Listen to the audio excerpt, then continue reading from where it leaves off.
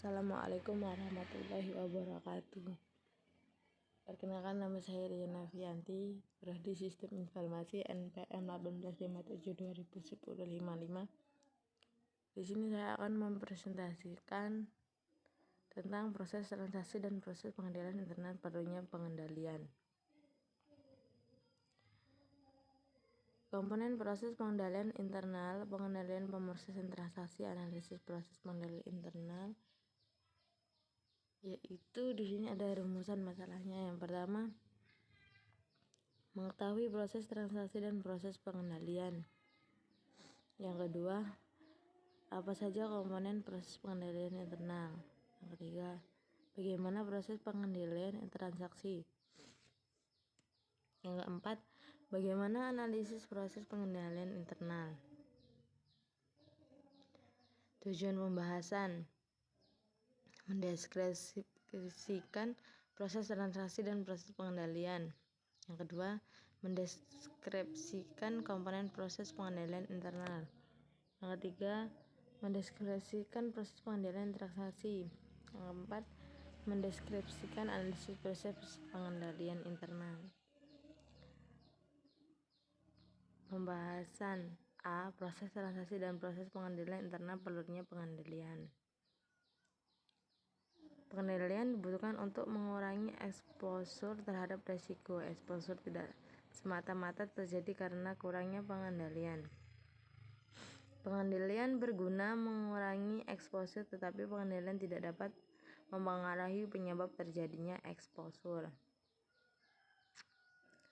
Selanjutnya, exposure umum. Yang pertama, biaya terlalu tinggi. Yang kedua, pendapatan cacat. Yang ketiga, kerugian akibat kehilangan aktivitas. Yang keempat, akuntansi yang tidak akurat.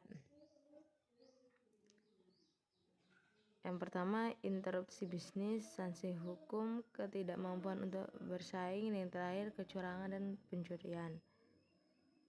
Kecurangan dan kejahatan kerah putih.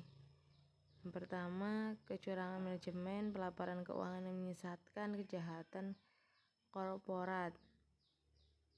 Pemrosesan komputer dan exposure. Banyaknya aspek dari pemrosesan komputer yang cenderung meningkatkan exposure organisasi terhadap peristiwa yang tidak digunakan. Pemrosesan data secara mekanis, menyimpan data secara mekanis, dan kompleksitas pemrosesan merupakan aspek pemrosesan komputer yang dapat meningkatkan risiko atau potensi kerugian akibat exposure yang dihadapi organisasi. Aktivitas pemrosesan harus dilindungi seperti melindungi kekayaan organisasi yang lain. Tujuan pengendalian dan siklus transaksi: siklus pendapatan, siklus pengeluaran, siklus produksi, dan siklus keuangan. Komponen proses pengendalian internal. Komponen pengendalian internal merupakan suatu proses yang dipengaruhi oleh dewan direksi perusahaan, manajemen, dan proses lain dirancang untuk memberi jaminan yang masuk akal terkait. Bagian 10.2 dan FCPA mensyaratkan perusahaan yang menjadi subjek dari Security Excel ACT tahun 1934 untuk: yang pertama, membuat dan memelihara buku catatan dan rekening yang cukup detail secara merefleksikan transaksi dan kreativitas aktivitas secara akurat dan detail. Yang kedua, mengembangkan dan memelihara sistem pengendalian akuntansi internal. B. Dampak lingkungan bisnis terhadap pengendalian internal. Pertimbangan penting yang lain adalah proses pengendalian internal suatu entitas bervariasi tergantung pada konteks, ukuran organisasi, struktur organisasi, karakteristik pemilikan, metode transmisi, pemrosesan, pemeliharaan, dan mengevaluasi informasi, persyaratan legal dan reguler, diverifikasikan komplikasi operasi organisasi. C. Lingkungan pengendalian.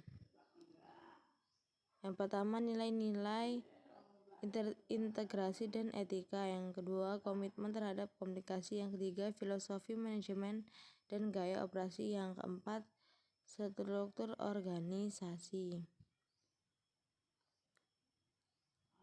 Perhatian dan pengarahan yang diberikan oleh Dewan Direksi dan komitinya. Cara pembagian otoritas dan tanggung jawab. Kebijakan konsumen, daya dan prosedur. D. Penarikan risiko. Penarikan risiko komponen kedua dari pengendalian internal merupakan proses menganalisis dan mengolah risiko yang mempengaruhi tujuan perusahaan. E. Aktivitas pengendalian, yaitu berbagai kebijakan dan prosedur yang digunakan untuk memastikan bahwa tindakan yang tepat telah diambil untuk mengatasi risiko perusahaan yang telah didefinisikan. F. Informasi dan komunikasi.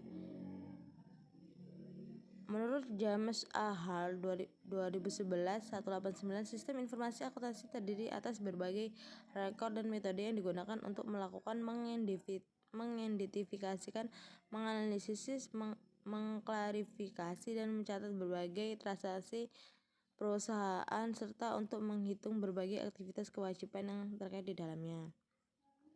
G. Pengawasan. Yang pertama, sistem informasi organisasi. Yang kedua, struktur pengendalian internal organisasi. Yang ketiga, sejauh mana ketaatan terhadap kebijakan operasi, prosedur, dan rencana. Yang keempat, kualitas kerja personel organisasi. Kualitas kerja personel organisasi. C. Pengendalian pemrosesan transaksi. Merupakan suatu prosedur yang direncanakan untuk memastikan bahwa elemen proses pengendalian internal diimplementasikan dalam satu sistem aplikasi tertentu di setiap siklus transaksi organisasi. Pengendalian pemrosesan transaksi mencakupi pengendalian umum dan pengendalian aplikasi. Pengendalian umum mempengaruhi semua pemrosesan transaksi. Pengendalian umum menurut Geogridley et al. Pengendalian aplikasi menurut Kesmaji 2002. Pengendalian preventif, definitif, dan korektif. Pengendalian preventif, pengendalian detektif, dan pengendalian korektif. Mengomunikasikan tujuan pengendalian internal. Tujuan pengendalian internal menurut Mulyadi 2010-163 adalah sebagai berikut.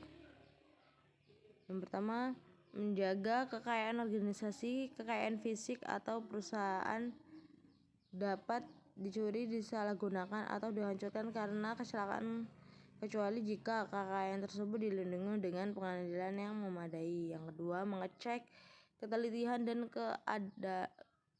keandalan data akuntansi. Manajemen memerlukan informasi keuangan yang diteliti dan andal untuk menjalankan kegiatan usahanya. Yang ketiga, mendorong efisien pengendalian internal ditunjukkan untuk mencegah dipublikasikan untuk yang tidak perlu atau pemborosan dalam segala kegiatan bisnis perusahaan dan untuk mencegah penggunaan sumber daya perusahaan yang tidak efisien. Tujuan dan pola perilaku. Sistem informasi memiliki beberapa tujuan. Salah satunya tujuan utamanya adalah produktivitas, rehabilitasi informasi, dan menjaga kekayaan organisasi juga merupakan tujuan yang sangat penting.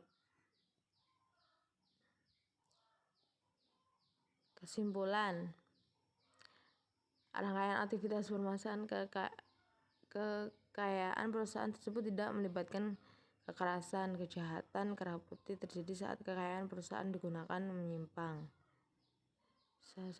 Saya sebagai penulis menyadari jika makalah ini banyak sekali memiliki kekurangan yang jauh dari kata sempurna. Tentunya saya mohon maaf.